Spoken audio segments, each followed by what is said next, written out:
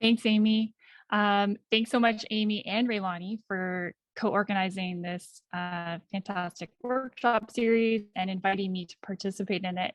I'm actually out east, as you say, on the West Coast. I'm based at the University of Guelph now, but I'll be talking about the work that I did at UBC with the SAL lab. So that's the Sustainable Agricultural Landscapes Lab with the PI, Sean Smuckler.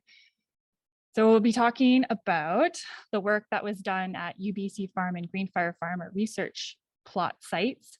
I'll give a brief introduction of kind of the overall motivation and objectives of the research project, and then I'll dive into some of the work we did specifically and some results. So as many of you know, clearly from the polls, there's a lot of expertise here, a lot of hands-on, like deep knowledge of organic farming. And I'm sure you know the benefits of using organic amendments towards the soil. You're improving soil quality, ameliorating or increasing soil organic matter, maintaining or increasing soil health, and using organic sources of nutrients from more local regional sources. And this really closes the loops on nutrient cycling, which is really important from a sustainability perspective. And we're reducing, the reliance on energy intensive production of inorganic fertilizers. However, as you all know, many of you know firsthand, there's lots of challenges in managing nutrients organically. So there's a lot of uncertainty of when and how much nutrients from organic amendments crops can take up. Organic amendments are very complex and very diverse depending on where you are. So understanding, what you're applying and how that translates to crop uptake and yield is very complicated. On the other hand, when you apply too much nitrogen and phosphorus, those two big macronutrients we're talking about, or Amy was talking about, and that everyone knows, that can become an environmental risk, right? We've heard about nitrate leaching or phosphates phosphorus runoff into nearby waterways, and that can be, a risk to human health, to the environment, and also represents an inefficiency for the farmer because what you're putting on isn't ending up in the crops. So the research approach and the motivation of this work is really to tackle those challenges. And we're evaluating some nutrient management strategies that we're aiming to improve nutrient balance on farms. So applying what the crops need while not over applying and leading to possible consequences for the environment, negative consequences for the environment. For this work, we're focusing on two general strategies. So relying entirely on compost, so a high rate of compost application, or dialing back or reducing the use of compost, but needing to supplement with some nitrogen dense fertilizer. So in this case, we're using feather meal. And there's pros and cons to going either way or going with one or the other strategy. Again, lots of you here would have experience on talking about those pros and cons. But generally, you're going to have trade-offs in how much organic matter you're applying to the soil, the ratios of your macronutrients that you're adding to the soil, how they get released for crops to take up in the soil, and then other considerations like cost to the farmer. So our work tries to get at all those very complex, trade-offs, those pros and cons or advantages and disadvantages through evaluating different outcomes of production and impacts on the environment or soil environment and economic outcomes for the farm. And we do this in two ways. So the research plot trials that I'll be talking about and that I primarily worked on when I was at UBC, and the on-farm trials across different regions in BC. And that's what Amy's going to talk about right after me. And I'd also like to point out that Raylani was a leader on research, on carrying out research on the research plots as well. So these are our research farm plots. On the left is UBC Farm and Greenfire Farm is on the right. Special thanks to Delisa Lewis, who's here, and she's from Greenfire Farm, who worked with both a farmer and scientist hat to help collaborate and make sure that we could set up a similar experiment at both farm sites, which is challenging to do considering, they're on different soils with different climates and such. So special thanks to Delisa for her work there. And also a long list of other people who were integral in carrying out all the sampling and processing the samples in the lab in Sean Smuckler's lab. So at these two farm sites, what we did was we matched the crop rotation across the last 4 years. So from 2018 with potatoes to 2019 with cabbage and 2 varieties of cauliflower, 2020 with 2 varieties of beet and fennel, and then last year with 2 types of beans. And I'll add that in the 2020 and 2021 year, we also added on another experiment that looked at overwinter soil cover, which hopefully many of you will be attending the session on next week on Tuesday. We'll be talking about that experiment.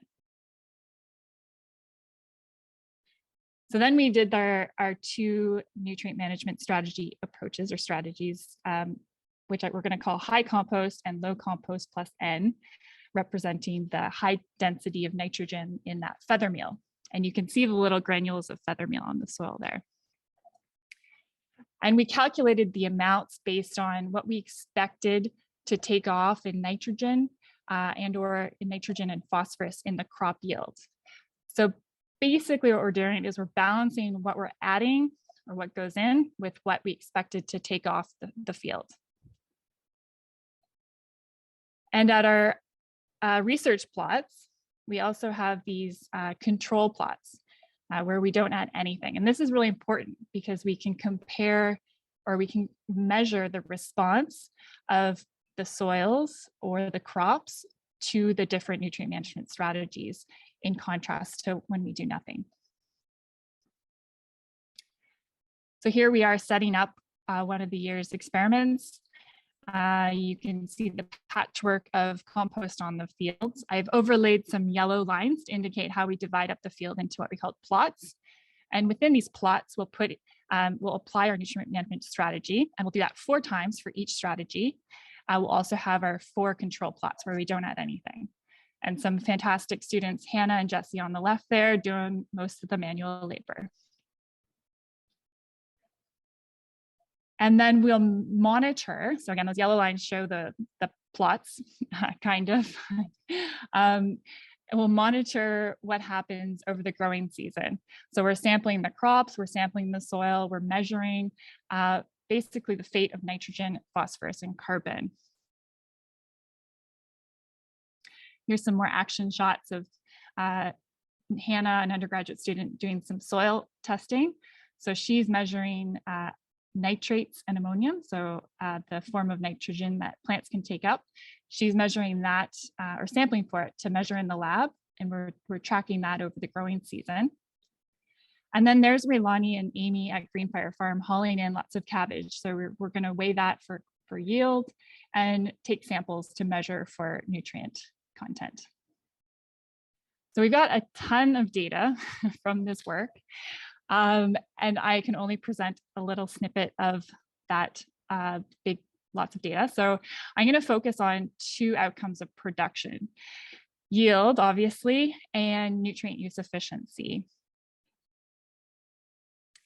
In terms of yield, we can compare how much more yield we got with our nutrient management strategies in comparison to the control plot where we added nothing. And for both strategies, they had a boost to yield, about 50% for high compost, about 40% more yield in low compost plus feather meal. Statistically speaking, it's about the same. There's a lot of variability there depending on the crop or the year. But in general, you see kind of similar boost or similar yielding. In the high compost plots, it's a lot more variable or tended to be more variable, so less predictable in how much more yield you'll get. Whereas the combination of using less compost with the fertilizer had a bit more consistent positive response in yield. In terms of efficiency, so that's like how much you get for what you're putting in. And we can measure this in different ways. So your yield in relation to how much amendments you put in, or how much crops take up nutrients in relation to how much nutrients you put into the field. There's many different ways to measure this, but the one we're going to look at today is compost or fertilizer recovery efficiency. So this is the proportion or how much nutrients from amendments crops are taking up.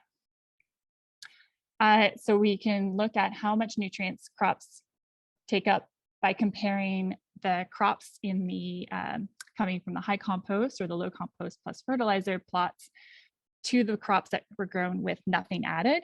And the difference between them gives us an indication, or we can estimate that they were getting a little bit more from the fertilizer.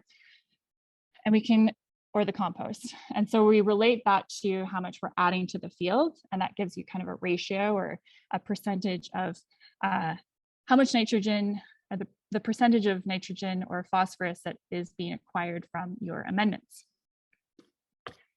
And what we found is, there's a less, I guess 4 to 15% of nitrogen is recovered by crops in the high compost treatments, whereas that number is higher when you apply less compost plus nitrogen. 30 to 50% about of nitrogen is recovered by crops. And unsurprisingly, because when we're applying a lot of compost, there's a lot of probably extra phosphorus going in, less than 5% of phosphorus is being recovered by crops. Whereas in the combination plots of low compost and feather meal, 20 to 60% of phosphorus is recovered by crops. So this is important when you think not just about efficiency for the system and your crops, but also what gets left behind in the soil. And I think Amy's going to get more at that in her talk. So some key takeaways before I finish. We more consistently achieved higher yields with the low compost and feather meal. High compost had similar boost yields, but it was a bit more variable. And then the low compost plus nitrogen or feather meal had higher nutrient use efficiencies. But it begs the question of, well, what happens over a longer period of time? Since we're not adding so much compost, what happens to soil organic matter? And I think we're gonna get at this a bit more with Amy's talk and hopefully in the discussions. So our simplified nutrient balance approach of adding what we think is going to what we think will come off in yield with the same amount of nitrogen and phosphorus in our amendments is a promising kind of simple way to balance nutrients on mixed vegetable farms. But of course, we've identified some challenges and opportunities to improve, some gaps in that approach, which we're happy to talk about in the discussion part of this workshop series.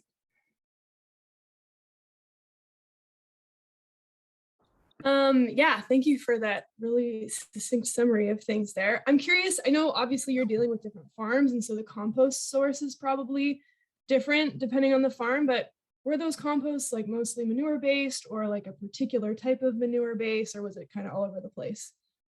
Yeah, that's a great question.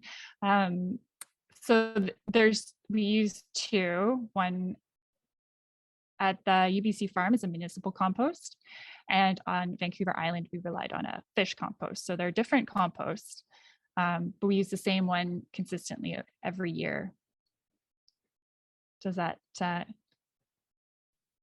Yeah, great. Thank you. Yeah, so it was based on what's available within the region that they're in. And you're going to see, or well, Amy can talk about that probably in her Q&A, because her work looked at the different amendments that were, or the different composts that were available in different regions. And so there's some pretty interesting data from that as well. Yeah, Kira, maybe we could do one other question. And I am going to touch on this a little bit, but I'm guess that you could answer this specifically to your project. So were you able to do any kind of economic analysis of the two nutrient type applications? And I feel like maybe that was the data you were alluding to, you know, you can only present so much in a brief. Yep, yeah, so we did calculate that. It's somewhat limited in telling us much for these research plots since it's just two different farms. But really it comes down to the expensive fish compost on Vancouver Island driving up the price of the high compost strategy there. Whereas the other ones were actually quite comparable. At UBC Farm is very similar between the two. But on Vancouver Island at Greenfire Farm, if the more compost you add, it brings the price up. So that is a consideration. Great. I think that we'll just hold the rest of the questions for the second Q&A. So Raylani, I'll leave that to you to keep watching that. And thank you, Kira. So I'll roll into mine, and then we can come back and hopefully have you answer some more questions.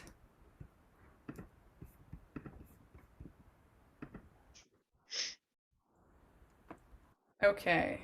Raylani, can you just give me a thumbs up that you're seeing the right screen? Great, thumbs up. Okay, cool. Okay, so that was Kira's talk, and as she alluded to, I will be chatting about my project really looked at trade-offs and regional challenges in the same kind of nutrient management strategies that Kira was just chatting about. So the question, sorry, I'm just going to move the floating heads that are coming up on Zoom. Okay, so that I can see my notes. Great. So basically the question in my research project was really building on the research that Kira just discussed and asking the question of what happens when we take that approach and tested it in regional field trials. And so Kira has data and really in-depth results from the UBC farm and Greenfire farm on the island. And so we wanted to look at how that translates when you take it across different farms that have all of these variable soils and climates and different amendments that are available to them. So for my project, it was a 2-year study, so 2 growing seasons, and I worked with 20 different mixed vegetable farms. 16 out of the 20 are certified organic, and the other 4 were using organic nutrient sources. The characteristics of these regions varied in a couple different ways. So the Fraser Valley and Pemberton have more fine textured soils. So that would be your soils that tend to be a higher proportion of your silts and clay as well. And then on Vancouver Island, there are more coarse textured soils. So more sandy sand content, and also tended to be more rocks as well. And then in our study, we also looked at a few additional parameters outside of just soil texture. So we confirmed, which has been shown in other studies and other soil testing, that the Fraser Valley is quite high in soil phosphorus. Vancouver Island and Pemberton are typically, in our study, the farms that we were working with were generally quite low in soil phosphorus. On Vancouver Island, as alluded to by Kira, the input costs are quite high, so the composts are quite expensive. Fertilizers also are less available. And that's especially relatively compared to the Fraser Valley. And then Pemberton kind of landed in between. Inputs weren't necessarily the most expensive, and they also aren't cheap. And in terms of soil organic matter, Vancouver Island farms definitely tended to have higher soil organic matter compared to the other 2 regions.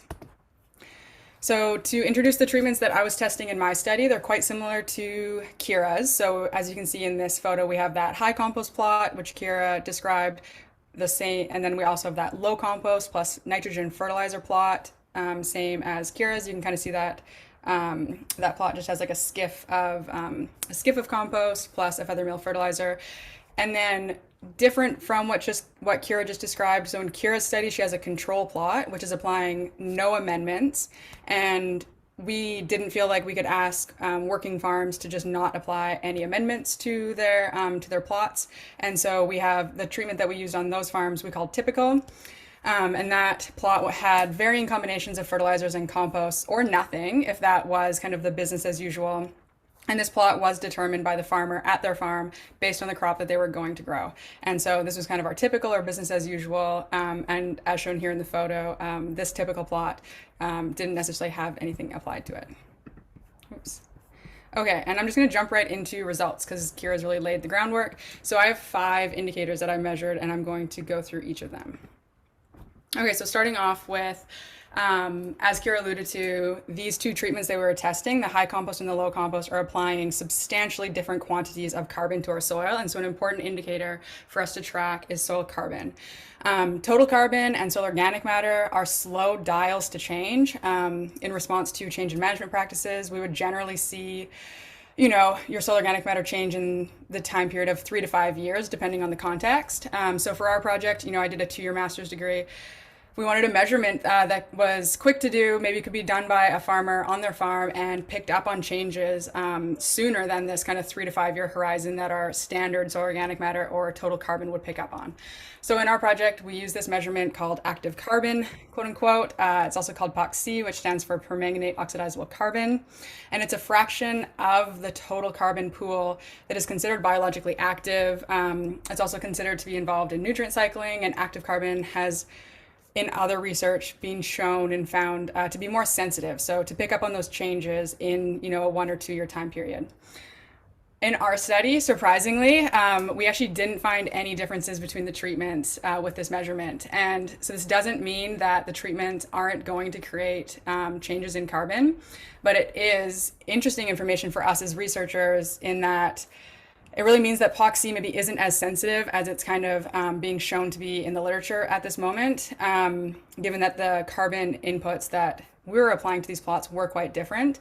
And so the main takeaway for us is that at this point in time, our recommendation for growers is to continue using your regular soil organic matter test or your total carbon test, but just with that recognition that those changes won't come out generally and for about 3 to 5 years. And then for us moving forward, we do hope that at some point there will be a soil carbon measurement that is more sensitive and reliable that farmers could use to track changes in soil carbon more closely and in those shorter 1 to 2 year periods. So no changes in active carbon between the treatments. The next indicator that I measured was soil phosphorus. So this is end of the season, what's still in there that the crop hasn't taken out. And so I did find that the high compost plots had on average 21% higher soil phosphorus at the end of the season than the low compost plots. And yeah, that's not too surprising given that we were applying a lot more phosphorus with that high compost application to the high compost plots. The other indicator that we measured was input costs. And so from my study, this was just the cost of the inputs. So, your compost or your fertilizer, plus the associated like shipping or transport costs. We didn't account for anything or any costs associated with application. So no labor or any of those costs that would come with spreading. It was just the cost of the inputs and the shipping or transportation. In our study, I did expect the low compost plus fertilizer plot to be more expensive just because there's kind of this concept that specialty fertilizers are more expensive, but we did not find that difference across our study, which was surprising. We actually just found a ton of variability in input costs depending on what region you were in and the source of your composts. And that actually meant that the low compost plus nitrogen plot tended to have more consistent, less variable costs because it was less dependent on this extremely almost volatile cost of compost depending on where you were going. However, so that's across the board what we found, but when you zoom in on our data set, just looking at data in the lower Fraser Valley, we did find differences, and specifically just in the Fraser Valley, we found that our 2 research plots, so the high compost and the low compost plus nitrogen, were more expensive or had higher input costs than the typical. And that makes sense for the low compost plus feather meal, given that that's adding in this extra fertilizer that isn't necessarily always used in the Fraser Valley, where manures and composts are more commonly used in the typical plot. And then for the high compost, that also reflects that, in situations where the compost was a bit more expensive, that high compost really is applying quite a bit of compost.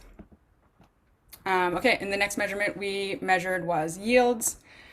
And again, in terms of yields, no consistent differences across all the treatments, which kind of good news. It means that all of them are meeting crop nutrient demands in our study. However, again, if you zoom in on the data for this measurement, so just looking at data in the lower Fraser Valley in study year 2, we did find some of these kind of like context specific differences in yield. And this was that the high compost plots had higher yields than the typical plots, again, only in study year 2 in the Fraser Valley. And when we looked a bit closer at the data, it did kind of seem that it might have been tied to nitrogen use, where the typical plots were possibly in some cases under applying nitrogen, in some cases over applying nitrogen. Again, that's just looking at the data.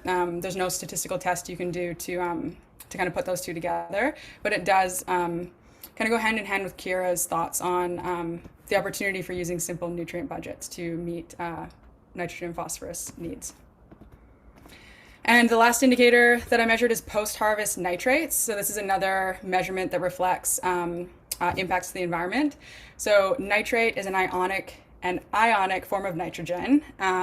It's plant available, but it's also the one that is susceptible to leaching at the end of the season, especially in areas with high precipitation, such as here in BC and especially the South Coast, and the precipitation specifically in like the fall and winter, when that gets left in the field at the end of the season. So it's not good to have high post-harvest nitrates. That's kind of an similar to high soil phosphorus. Those are kind of things that we want to be trying to avoid. Similar to some of the other outcomes, but there weren't any context-specific differences. So post-harvest nitrates across the board were not different between any of our treatments, which was also a good finding. The only thing here that was interesting, so we also did kind of a small correlation analysis, and one extra piece that came out of this. So this isn't, treatment comparisons, but looking at how outcomes co-vary together. And we did find that just in the typical plot, that when, sorry, I'm trying to use my scroller, that when the typical plots had higher yields than the other two plots, in those situations, the typical plot also tended to have higher post-harvest nitrates than the other two plots.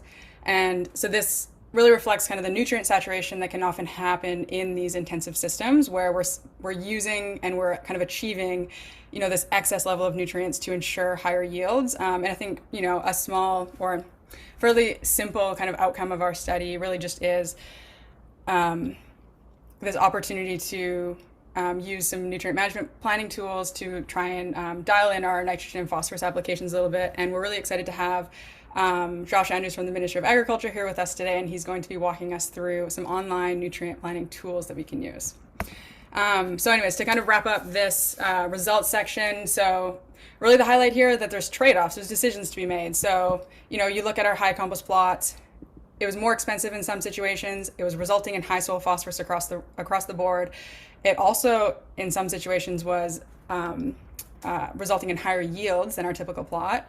Our low compost plot across the board was decreasing soil phosphorus compared to our high compost, which is great, but in some cases that came at a cost and it was more expensive. And then with our typical plot, again, when we zoomed in, we found lower yields, but it was also lower cost in the Fraser Valley compared to our high compost. And then with that trade-off kind of across the board, it didn't matter the region where there was this trend of higher yields with typical also resulting in higher post-harvest nitrates. And then also just up here on the right, these orange colored indicators are the ones that we didn't find any consistent differences across the board, and those are marked with the asterisks for those more context-specific outcomes. So where from here? Of course, there's more research to be done. Sometimes I feel like we have more questions now than what we answered from my study. So some simple ones that always are kind of front of mind. So how do we maintain soil carbon when we reduce our compost applications in order to reduce soil phosphorus loading? How can we use cover crops to bring in nitrogen, maybe instead of using that feather meal, and also bring carbon into our fields at the same time to kind of maybe offset and balance that soil carbon equation? But I know we always have lots of other questions we want to ask, and hopefully you have lots of on-farm questions that you want us to maybe research. So we're happy to hear from you. What questions do you want research? Do you want to participate in future on-farm research trials? There will be opportunity to express your interest in this workshop, and you can also email Sean directly. His at this email. And just a few more things. So I have final reports from my study. They're on the UBC SAL website. Ray Lonnie, can you please pop that link into the chat? There's also some compost data online that are part of those final reports. And then I'll also put a plug in here this is Ray Lonnie's session happening next week. So she's going to chat about her research on overwinter soil covers for small scale growers. So that's everything that I'm going to chat about. So of course, a huge thank you to all of the farmers who worked with me for those 2 years. It was really great to learn from you and to test some of these questions out. And of course, a thank you to our funders, so Organic Science Cluster 3, MyTax, and AAFC, as well as my supervisor, Sean, and Kira, who you also met. She's been a huge mentor, and Delisa Lewis, who is behind the scenes today. You might not hear from her directly, but she is a huge driver of this research, and so a huge thank you to her as well, and many other people. I just can't list them here. Okay, so we've promised all of you a Q&A, but we want to give you a break first. And so we're going to go into a 5-minute break. We're looking really good on time. Do you want to answer 1 or 2 questions before we go to the break? There's a couple that came in during the chat or in the chat. I mean, so hearing that makes me concerned that I talked really fast. That's great. Being ahead of time is awesome. Yeah. So there's a clarifying question that when you say high and low compost applications, what are the actual amounts that you applied? Yeah, that's a great question. I don't have that information ahead of or right in front of me, but I'm going to go back to just the photo. So basically, and I'm trying to think, I think the final reports have that information in them. Like there are pages that show, very, very long tables that show the actual application rates that happened in each plot on every farm for both of the 2 years. So I highly recommend everybody going and checking out those reports, especially the nutrient management nerds of the world who are here. And then I guess, I can't give like an application rate average. I know that I have that information in another slide deck. I had to cut stuff today. So the only information I can give to that besides actual application rates and, like tons per acre is just that the high compost plot was applied at a rate to meet your nitrogen demands. And then the low compost plot was applied at a rate to meet your phosphorus demands. I know that doesn't fully answer the question, but to give an idea of like the basis behind that. And then I definitely encourage, you to go check out those final reports. And am I correct in remembering that just as Kira explained, the application rates on the regional trial were also based on this idea of crop removal? So you're applying to a level that you thought the crop was going to remove. Yeah, exactly. And then there's a question, did you calculate the nutrient use efficiency, tracking changes in soil organic matter and soil nutrient, or taking changes in soil organic matter and soil nutrients into account? Sorry, can you say that question again? Yeah. So did you calculate the nutrient use efficiency as Kira spoke about, taking changes in soil organic matter and soil nutrients into account? So no, I didn't do a nutrient use efficiency calculation for my project. There's nothing saying that we can't do it at this point. We just had to kind of limit the number of things that we did. And so instead of just focusing on the nutrients, we also chose to include input costs and yield. Well, I guess yield would be part of the nutrient use efficiency. So yeah, some of those extra details that would be interesting to look into. Not saying that we couldn't, but we haven't done any of that yet. Great. Then maybe one more before we head into a break. So there's a question, did you measure carbon on the plot, soil carbon? And if so, is that information in those soil tests or the final farmer reports? Can you see that information there? Yeah, that's a good question. And the POC results are in the final reports, yes. But the soil carbon information is not publicly available right now. Not to say that we can't make it available. Right now, just the compost data is available just because that feels more useful to the public. We did share soil data with our and all of the farmers in our research project also had all the soil data shared back to them, so they have that information. But right now, publicly available is just the compost data, other than like the indicators that we measured. So the POC is in there, but the soil carbon that we would have measured at baseline is at present only being reported actually back to the farmers. Yeah, thanks for having me, Amy. Like you said, my name is Josh Andrews. I work for the BC Ministry of Agriculture, Food and Fisheries.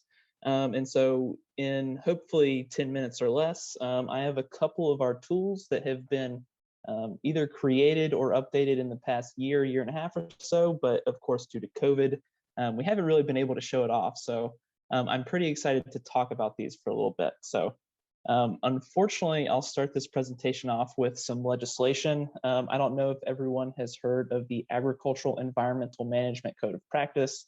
You may have heard of this as the AEM code. This was passed in February of 2019. And the reason I bring this up is because this code of practice had a lot of new rules concerning nutrients. In fact, this code is mostly about nutrients. It talks about nutrients in soil, how you're allowed to store nutrients, but mainly it talks about how nutrients can be applied either as fertilizer, manure, compost, or other agricultural byproducts.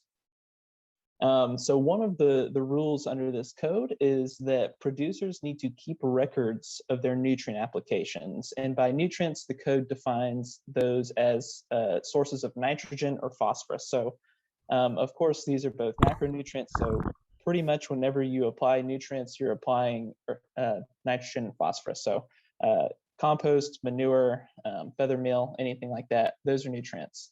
Hey, Josh. Yes. I'm sorry to interrupt. We've just had one request in the chat. Could you make your slides just a tiny bit bigger? Is that possible to yes. zoom in as well? Okay. Sorry. No, it's great. Thank you so much. Yeah. Like I was saying, you need to keep record of these nutrient applications, which is specifically the quantity, which is easy to calculate if you're applying a fertilizer. So if you have a 10-10-10 fertilizer, and you apply 100 pounds per acre of it, you know that you've applied 10 pounds of NP and K. But if you're doing manure and compost, how do you do that? Because you're usually applying a somewhat irregular amount, and the analysis of these are irregular numbers. So it may have like 1.67% nitrogen, and if you apply 3.5 tons per acre, what number are you supposed to come up with? And so for things like that, we actually created something called the manure nutrient calculator, which I want to do a quick demo of now. It's a little bit of a misnomer because it doesn't do only manure, but it does have a lot of values from manure preloaded into it. So let's say we wanted to apply broiler manure. And so we're going to apply roughly 3 tons per acre, and we're going to broadcast it in the spring. And we'll say we're living somewhere near, or our farm is somewhere near Delta. And so just by telling this, we click calculate, and it tells us that we're going to apply about 66 pounds per acre of nitrogen, 88 pounds per acre of P2O5, and then 82 pounds per acre of K2O. And so these are the amount of nutrients that will be available to the plant, and the calculator will also tell you how much is available long term. So you'll see that K2O is the same, and that's because potassium in manure is usually in a plant available form. There's really not a lot of organic potassium that needs to be mineralized.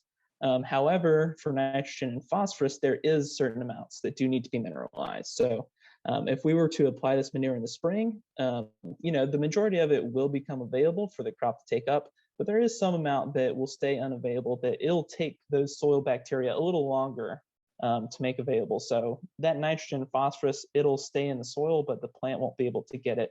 And it might be available next year, at least as phosphorus. If it's nitrogen, it's likely to be leached away at the end of the year. And so I'd also like to give a compost example because, like I said, the manure nutrient calculator is a bit of a misnomer. It does several different things. And one is it'll tell you the amount of nutrients in compost you're applying.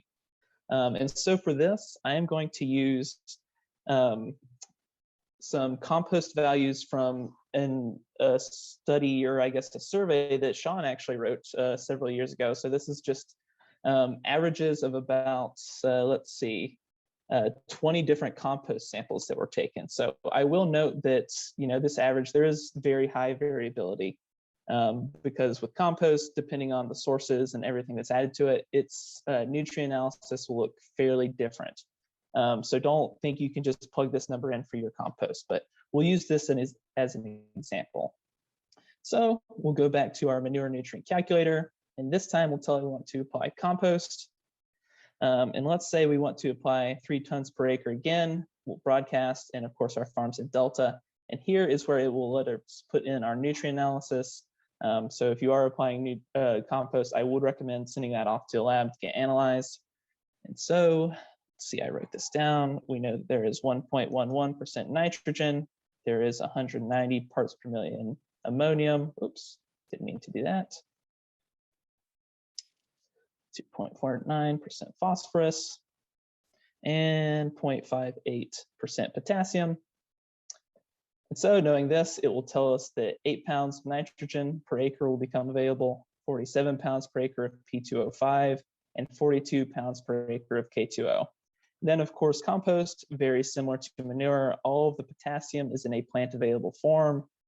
So this year versus long-term has the same numbers, whereas for both nitrogen and phosphorus, some will become available after the plant has stopped taking up nutrients. So some will take a while to mineralize, and it just will not be in time for the plant to take it up this year. And so moving on, after showing that, you may be asking yourself, well, what if I don't know how much NP and K I actually want to apply? What if I need some help figuring out what my crop requirement is? And so for that, I'll do a quick demo of our nutrient management calculator. And so while I'm going through this, keep in mind, another element of the AEM code is that it says you need to target an agronomic nitrogen rate of 0. If that doesn't mean anything to you, I don't blame you. That's a little bit of confusing wording. Really what that part of the AEM code is saying is don't apply more nitrogen than the crop needs, because we know that nitrogen, especially in the lower mainland, if it stays in the soil there at the end of the year, it is very likely to be leached through the soil profile and into groundwater, which has some environmental effects. So we want to not apply any more nitrogen than we need. So for this, we will do an example using feather meal and compost. So I actually have loaded some of this into our calculator already. And so we'll stick with our example of using a farm in Delta. So we'll say we have a field that's roughly 2 acres in size. And we've also done soil tests. So with our calculator, you are able to enter soil tests, and it will help you figure out the amount of NP and K the crop requires. And so for our example, we say, there's about 10 parts per million nitrate, phosphorus is at 27 parts per million, and potassium is at 190 parts per million. So phosphorus and potassium are at, what we would consider medium and high levels respectively. And for this, we'll say we're growing carrots, because everybody likes a good carrot, right?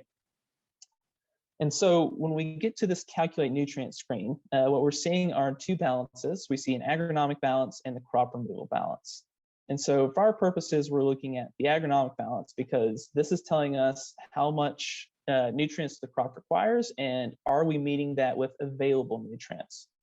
And then over here in the crop removal, this is telling us, how much NP and K the crop is removing from the soil. And so when we get done with this balance, it'll tell us if we are adding phosphorus to the soil or if we're removing it from the soil. So a positive number would mean we're adding it, and a negative number would mean we're removing it. Looking back at the agronomic balance, of course, this is our crop requirement right here. So this is negative, and then we will meet this requirement with different nutrients. So for this, we'll use compost and feather meal. And so these will be positive numbers, and we're looking for these numbers to be close to 0 because what's that is telling us is that we're giving the crop the nutrients that it needs. So let's see, we will start off with some compost. And so I'll use the same compost that I used in our manure nutrient calculator example earlier. So let's say we're going to apply it in the spring and incorporate it. Let's see, I normally do things in tons per acre. So let's start with about 3 tons per acre. That's a pretty average rate. And I click calculate and I add it to the field. And so you can see these numbers down here have changed, right?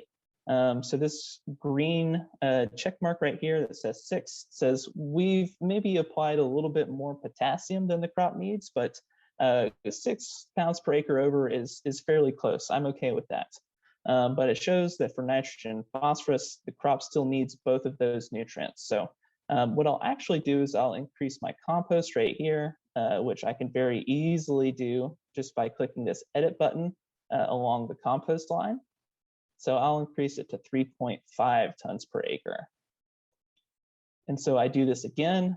And what this is showing me is that now the crop is getting enough P and K for sufficient growth. You'll probably notice I'm applying 3.5 tons per acre of compost, but we've only added 9 pounds of nitrogen per acre. And the reason for that is because most compost does not contain a whole lot of nitrogen. So to top that up, we're actually going to use a fertilizer. And so we will use feather meal. So in this tool, we have a lot of fertilizers preloaded, and if you scroll down to the bottom, you can find feather meal. So let's start off with about 200 pounds per acre. And like most fertilizers, we will broadcast it. So what does this say? Okay, so we've reduced this number from -36 down to -12, which means we're applying more nitrogen to the crop, but not quite enough to meet its requirement of 62 pounds per acre. So again, I will just increase this and we'll go from 200 to 300 pounds per acre. Tell it to calculate. And with that, we see that we have met the crop's N, P, and K requirements. And then if we look over at the crop removal, we'll see that we are adding phosphorus to the soil because we have a positive number here.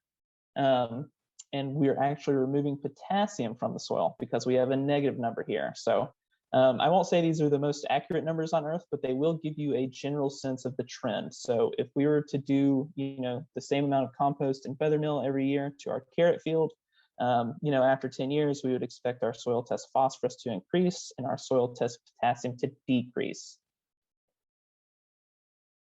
And so that's the end of the demo. But before that, I wanted to show you just a couple more resources. If you're wondering about the AEM code, one of my favorite resources is actually the BC Agricultural Council website, because they have a lot of good information on the AIM code. And so I have it loaded up here. It says a little about the AIM code, but actually they have specific things about the AEM code broken down by commodity. So say I was a vegetable grower, I would go down to the very bottom here, and it would tell me all the things I need to do to be compliant with the AEM code. So I need to keep records. I need to think about my applications of fertilizers, manures, compost, or anything that contains nitrogen and phosphorus. I need to think about setbacks to water bodies, soil testing, how I store things. So if I store compost out in the field, or if I store it under cover with a protective base under it, if you have manure, how you store manure, and things like that. Another resource is the AEM code page. This is hosted by the Ministry of Environment and Climate Change Strategy. You can find it here, the short URL, gov.bc.ca/agricultural environmental management with hyphens in between.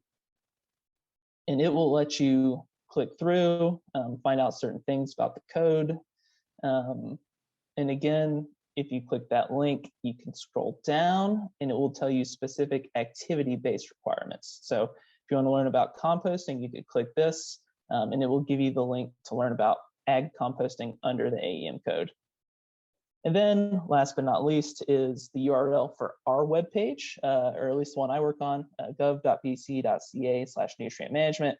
This is where we host most of our nutrient management tools and information, which I'm quite fond of, obviously, because if you scroll down to about the middle of the page, this is where we host most of our tools. So the manure nutrient calculator, which I showed you first, is right here. And then the nutrient management calculator, which I showed you second, and we did the nutrient balance with, is right here. And then there's some other tools like the application risk management tool, or you could find out about nutrient management plan training. But other than that, I think that's all I have. If anyone has any questions. Awesome. Thanks so much for the presentation, Josh. That was really great. And so just to summarize, I feel like that AEM code can be quite confusing to people, but I really like that the BCAC, the BC Agricultural Council website. So if people were gonna walk away from today and wanted what's my first step, would that be when I look at that, I'm like, oh, that's like a layman's term, general. Would that kind of be a good first step for people? Yeah, I would say so. Those were written to be kind of introductory information. The AEM code is close to 80 or 90 pages long. And so we're obviously not going to read through it, but it does a good job of putting it in plain language. And it's at least a very good starting point. And then if there's something you want to find out more, you could either contact me or you could visit the Ministry of Environment webpage.